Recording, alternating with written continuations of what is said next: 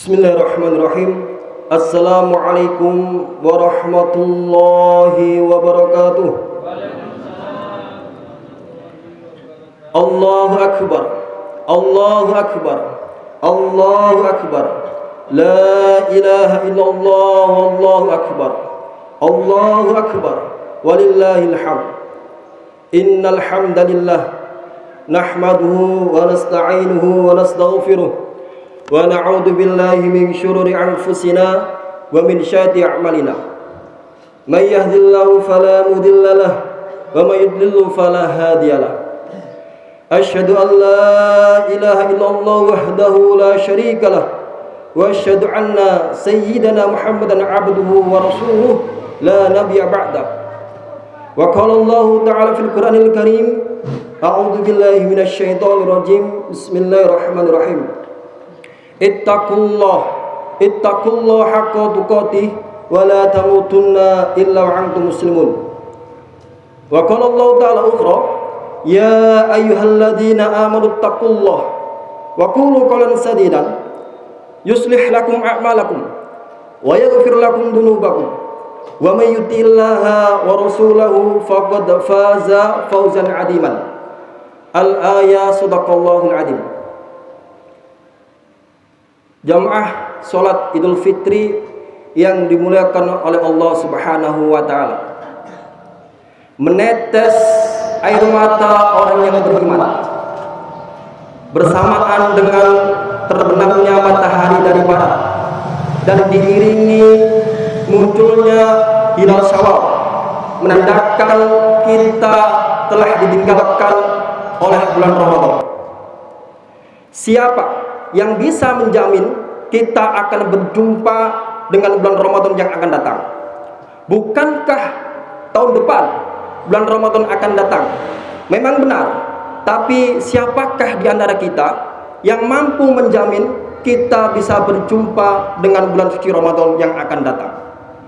Akan tetapi kita semua selalu berdoa, memohon, berharap kepada Allah Subhanahu wa taala di tahun depan kita masih diberikan kesempatan oleh Allah Subhanahu wa taala untuk berjumpa dengan bulan suci Ramadan. Kebanyakan di antara kita, saudara kita, tetangga kita, sahabat kita, bukankah tahun dulu kita masih bersama-sama sholat Idul Fitri di tempat ini? Akan tetapi di antara mereka sudah ada yang dipanggil oleh Allah Subhanahu wa taala lebih dahulu, sehingga tahun ini kenangan bersama mereka masih melekat di dalam pikiran dan benak hati kita. Oleh sebab itu, marilah kita senantiasa bersyukur kepada Allah Subhanahu wa taala. Allah Subhanahu wa taala masih memberikan kesempatan kita untuk beribadah di tahun ini. Dan Allah Subhanahu wa taala masih memberikan nikmat iman dan Islam. Bukankah Imam Al-Ghazali memberikan penjelasan kenikmatan yang paling tinggi dan paling utama yang diberikan oleh Allah kepada hambanya, yaitu nikmat iman dan nikmat Islam. Akan tetapi kenikmatan yang paling rendah yang diberikan oleh Allah kepada hambanya berupa nikmat harta, kekayaan, pangkat, kedudukan dan jabatan. Itu menurut Imam Al-Ghazali. Patutlah kita bersyukur kepada Allah Subhanahu wa taala, karena syukur yang kita panjatkan pada hakikatnya itu adalah kembali untuk diri kita sendiri. Sebagaimana Allah berfirman di dalam surat Luqman ayat 12, "Wa may yashkur fa inna ma yashkuru li nafsi wa man kafara fa innallaha ghaniyyun hamid." Dan barang siapa yang bersyukur, maka ia bersyukur untuk dirinya sendiri. Dan barang siapa yang ingkar kata Allah, maka sesungguhnya Allah Maha Kaya lagi Maha Terpuji. Dan ketika kita menjadi hamba yang bersyukur, semoga Allah limpahkan nikmatnya, rahmatnya, sehingga kita diberikan tambah nikmat yang lebih banyak. Sebagaimana Allah berfirman dalam surat Ibrahim ayat 7, "La in syakartum la azidannakum wa la in kafartum inna adzabi lasyadid." Dan jika engkau wahai hambaku mau bersyukur kepadaku, maka niscaya dan pasti kata Allah, akan ditambahkan nikmatnya. Dan bagi seorang hamba yang tidak mau bersyukur kepada Allah Subhanahu wa taala, niscaya ingat azab Allah Subhanahu wa taala sangat pedih. Sholawat serta salam selalu kita panjatkan kepada baginda Rasulullah Shallallahu Alaihi Wasallam. Untuk apa sih seorang hamba itu bersolawat? Di dalam surat Abasa ayat 33 sampai 35, Allah berfirman, "Yauma yafirru mar'u min akhi wa ummihi wa abi wa sahibatihi wa bani." Ketika engkau di dunia, engkau memiliki persoalan dalam hidup, maka engkau bisa meminta pertolongan kepada saudaramu, orang tuamu, tetanggamu, sahabatmu. Tapi ingat, ada suatu masa di mana seseorang akan lari dari saudaranya. Seorang hamba akan lari dari ibu dan bapaknya, dan seorang hamba akan lari dari istri dan anak-anaknya. Wala yus'alu hamimun hamiman, dan seorang sahabat tidak akan bisa bertanya tentang keadaan sahabatnya yang lain. Surat Al-Ma'arij ayat 10. Yauman la yughni maulan an maulan syai'an wala hum yunsarun.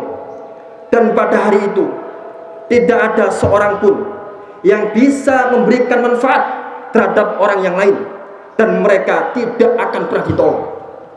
Surat Ad-Dukhan ayat 41. Ya ayuhan nas ittaqu rabbakum wakhshaw yauman. Wahai umat manusia, bertakwalah kalian kepada Allah Subhanahu wa taala, dan takutlah kalian semua pada hari ketika seorang bapak tidak mampu menolong anaknya, dan seorang anak tidak akan mampu menolong bapaknya. Inna wa'dallahi haqqun, sesungguhnya janji Allah itu sangat benar. Surat Luqman ayat 33. Riwayat hadis Ibnu Abbas menceritakan ketika baginda Rasulullah memberikan penjelasan, gambaran ketika pada hari kiamat, suatu saat nanti manusia akan dikumpulkan di padang mahsyar dengan keadaan tidak beralaskan kaki, dan tidak memakai pakaian, dan tidak dikhitan. Kemudian Aisyah bertanya kepada Rasulullah, "Wahai Rasulullah, bukankah pada waktu itu manusia bisa saling melihat?" Kemudian baginda Rasul menjawab dengan ayat surat Abasa ayat 36. Likulli imri'in minhum yawma idzin sya'nu yughni. Dan pada waktu itu semua orang sibuk mempertanggungjawabkan amalnya masing-masing. Selama kita hidup di dunia, langkah kaki, ayunan tangan, tatapan mata, pendengaran, dan gerak hati, semuanya akan dimintai pertanggungjawaban oleh Allah Subhanahu wa taala. Dan pada waktu itu kita membutuhkan pertolongan dan syafaat baginda Rasulullah sallallahu alaihi wasallam. Oleh sebab itu, marilah kita senantiasa membasahi lidah kita, membasahi mulut kita dengan memperbanyak sholawat kepada baginda Rasulullah sallallahu alaihi wasallam. Allahu akbar, Allahu akbar, Allahu akbar, walillahil hamd.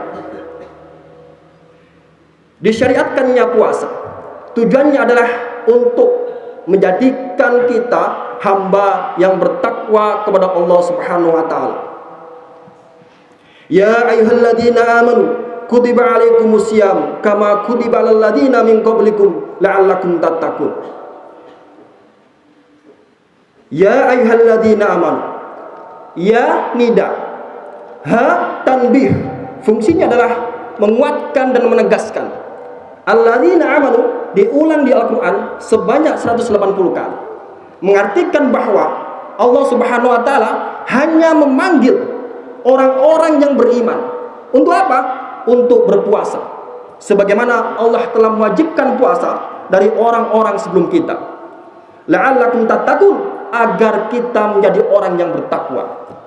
La'alla itu adalah kalimat tarojih. Penjelasan tafsir Al-Misbah menerangkan bahwa taroji itu adalah suatu bentuk pengharapan seorang hamba kepada Allah Subhanahu wa taala.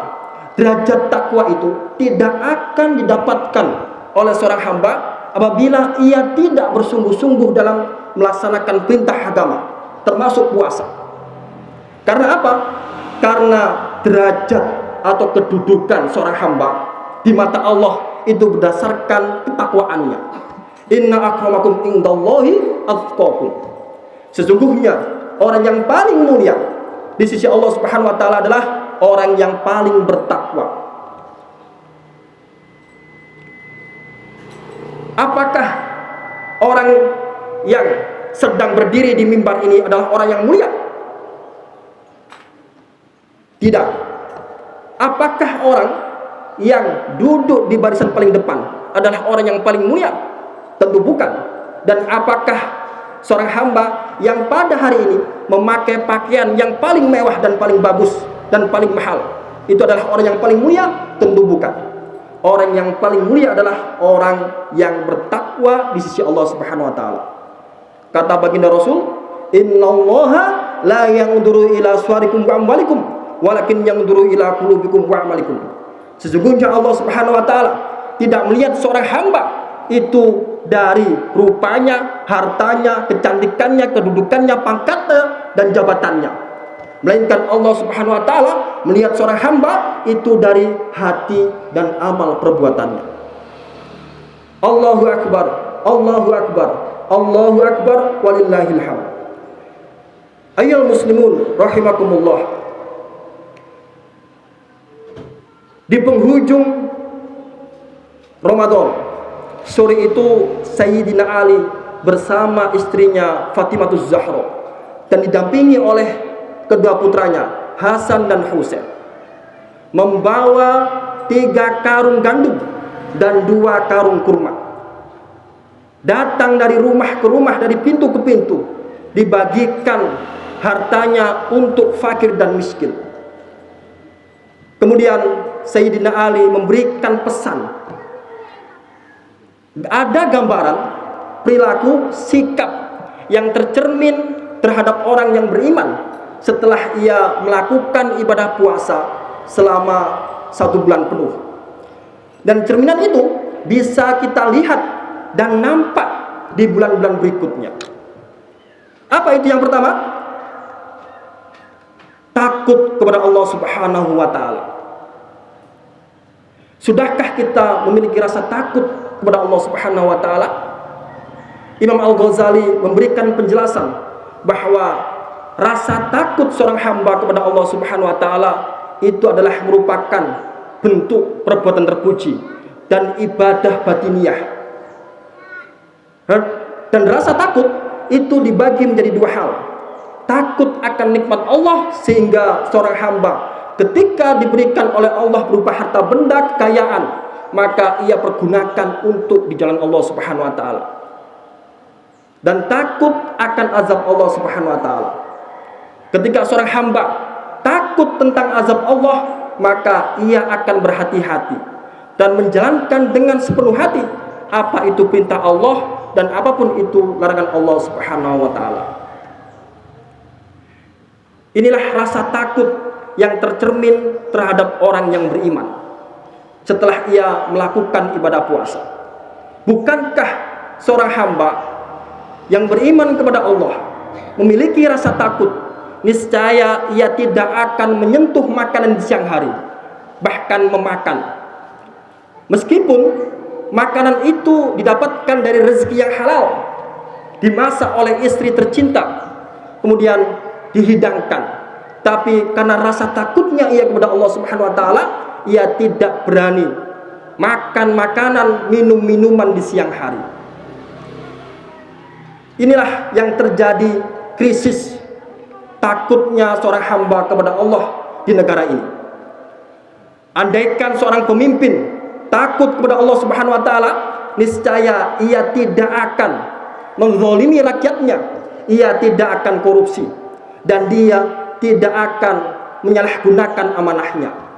Andaikan seorang masyarakat takut kepada Allah Subhanahu wa taala, niscaya ia akan menjaga kerukunan terhadap tetangganya. Andaikan seorang suami takut kepada Allah Subhanahu wa taala, niscaya ia tidak akan menelantarkan anak dan istrinya. Dan andaikan seorang istri takut kepada Allah Subhanahu wa taala, niscaya ia tidak akan mengkhianati suaminya dan akan patuh terhadap suaminya. Dan andaikan seorang anak takut kepada Allah Subhanahu wa taala, pasti ia tidak akan pernah durhaka kepada orang tuanya dan akan selalu mentaati perintah orang tuanya. Bukankah malaikat Jibril pernah memohon kepada baginda Rasul, "Wahai baginda Rasul, tolong aminkan doa saya. Saya ingin meminta 3 permohonan kepada Allah Subhanahu wa taala di awal 1 Syawal." Apa ya sih doa itu tidak dikabulkan? Malaikat Jibril yang berdoa, baginda Rasul yang mengaminkan. Apa isi doanya? "Ya Allah, janganlah Engkau terima puasa dan ibadahnya seorang hamba yang durhaka kepada kedua orang tuanya. Ya Allah, janganlah Engkau terima puasa dan ibadahnya seorang istri yang durhaka kepada suaminya. Ya Allah, janganlah Engkau terima seorang muslim yang tidak mau memaafkan tetangganya." Ini adalah doa malaikat Jibril yang diaminkan oleh baginda Rasulullah SAW. Lalu apa hikmah yang akan didapatkan bagi seorang hamba yang takut kepada Allah Subhanahu wa taala? Dalam surat Ar-Rahman, Allah Subhanahu wa taala berfirman, "Waliman khafa maqama rabbih jannatan." Dan barang siapa yang takut kepada Allah Subhanahu wa taala, Allah akan berikan dia 2 surga. Para ulama memberikan penafsiran yang berbeda tentang 2 surga ini.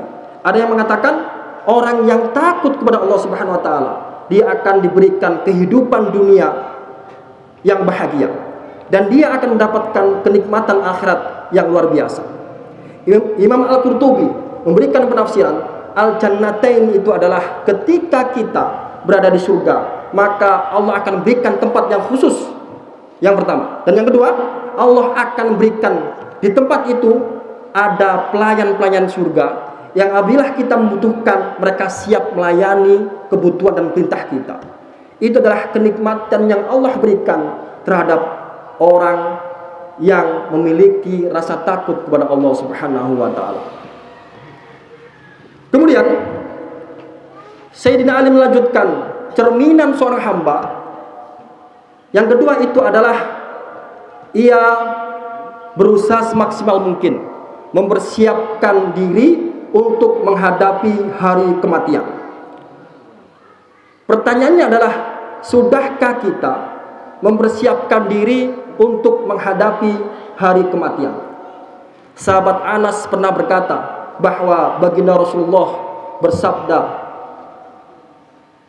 "Yatsba'u al-mayyita thalasun, fayarji'us nani wa yabqa wahidun." Ada 3 perkara yang nantinya akan mengikuti si mayit, dan 2 perkara ini akan kembali, dan yang 1 tetap menemani ia di alam kubur. Yatsba'u ahluhu wa maluhu wa amaluhu, fayarji'u ahluhu wa maluhu wa yabqa amaluhu.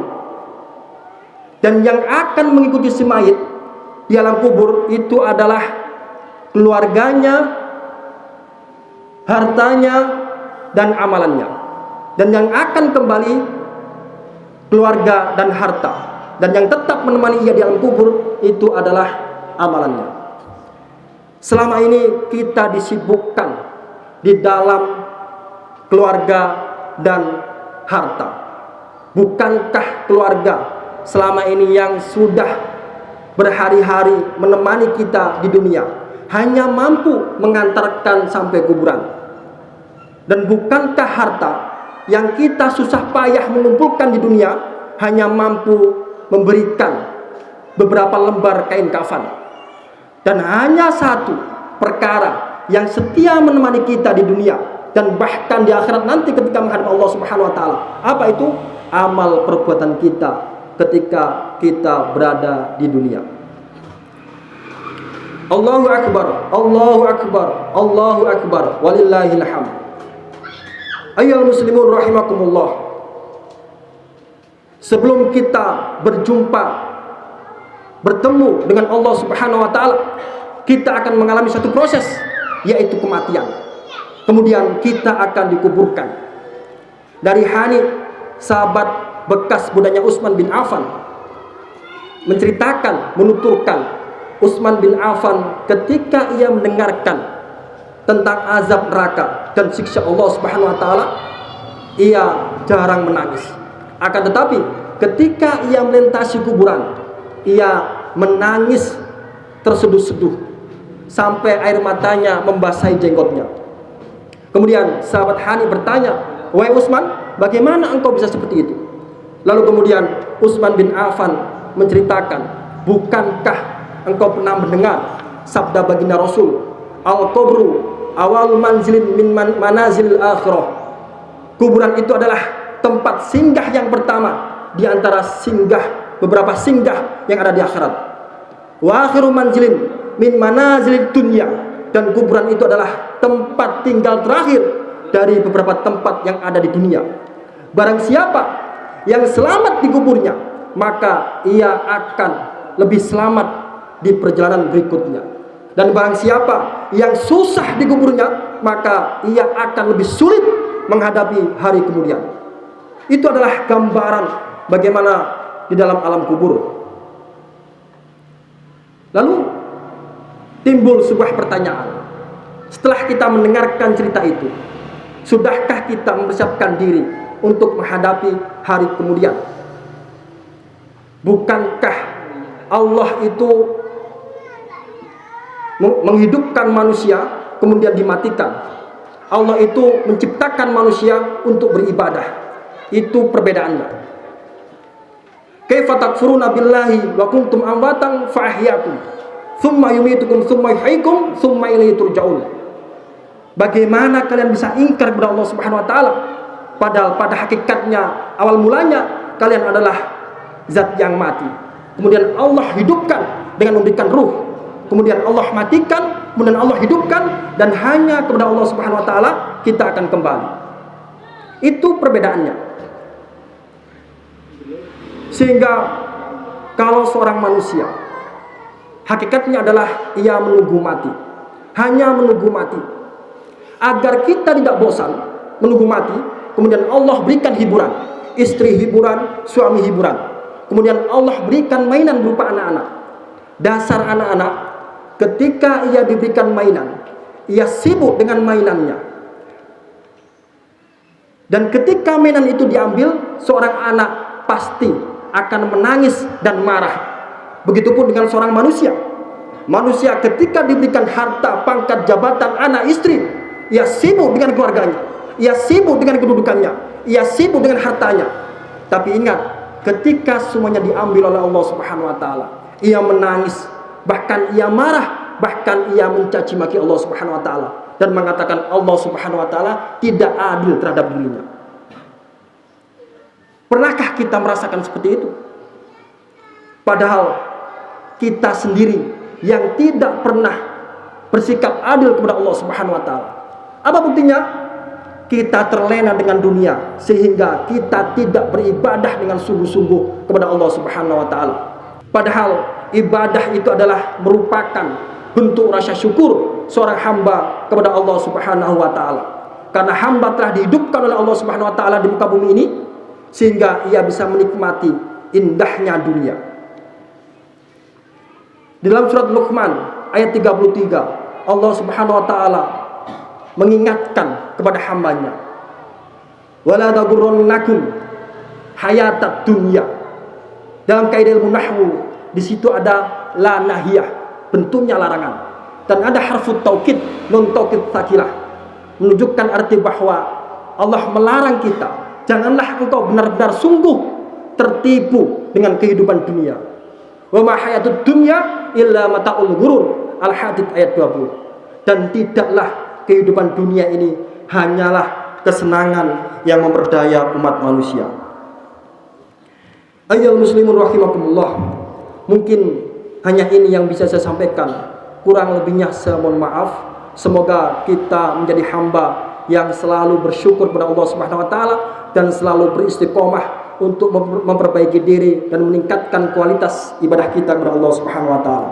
Sebelum saya akhiri khutbah ini, marilah kita sejenak menundukkan kepala, merendahkan hati serendah-rendahnya, dan kita berdoa kepada Allah Subhanahu wa taala. A'udzu billahi minasyaitonir rajim. Bismillahirrahmanirrahim. Innallaha wa malaikatahu yusholluna 'alan nabi ya ayyuhalladzina amanu shallu 'alaihi wa sallimu taslima. Allahumma shalli 'ala sayyidina Muhammad wa 'ala ali sayyidina Muhammad walhamdulillahi rabbil alamin. Allahumma ighfir lil muslimina wal muslimat wal mu'minina wal mu'minat al ahya minhum wal amwat innaka antas sami'un qaribun mujibud da'wah wa ya qadiyal hajjah.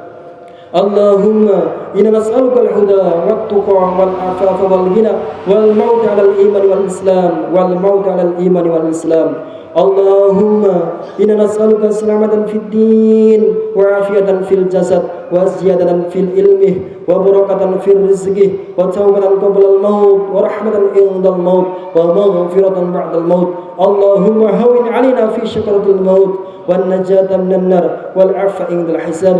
ربي اغفر لي ولوالدي وارحمهما كما ربياني صغيرا. ربي هب لي من الصالحين. ربي هب لي من الصالحين. ربنا آتنا في الدنيا حسنة وفي الآخرة حسنة وقنا عذاب النار. سبحان رب العزة عما يصفون وسلام على المرسلين والحمد لله رب العالمين. Sekian, wassalamualaikum warahmatullahi wabarakatuh.